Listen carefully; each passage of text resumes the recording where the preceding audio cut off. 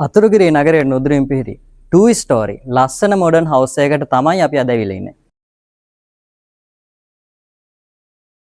Remote control roller gate එකෙන් ඇතුළු වෙද්දිම වාහන දෙකක් පාක් කරන්න පුළුවන්. කාර් පෝච් එකක් තමයි ඔයාලට බලා ගන්න පුළුවන්. ඒ වගේම රෝලර් ගේට් එකට එහා පැත්තෙන් විකට් ගේට් එකකුත් පිහිටලා තියෙනවා.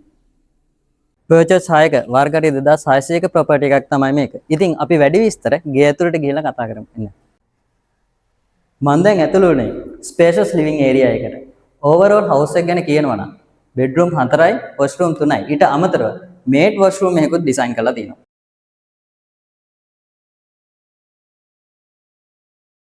මේ තියෙන ග්‍රවුන්ඩ් ෆ්ලෝර් එකේ බෙඩ්රූම් එක. මේ බෙඩ්රූම් එකට අමතරව ග්‍රවුන්ඩ් ෆ්ලෝර් එකේ කිචන් ඒරියා එකයි වොෂ්රූම් එකක් පිහිටලා තියෙනවා.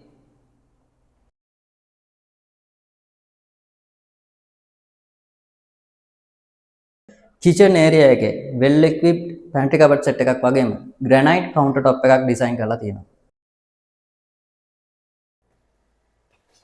මේ තියෙන්නේ ෆස්ට් ෆ්ලෝර් එකේ ලිවිං ඒරියා එක.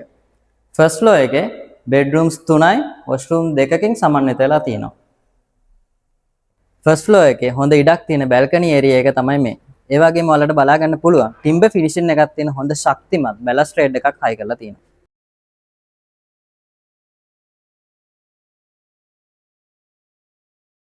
attached washroom එකක් තියෙන master bedroom එක තමයි මේක. ඒ වගේම හැම bedroom එකකටම AC provisions fix කරලා තියෙනවා.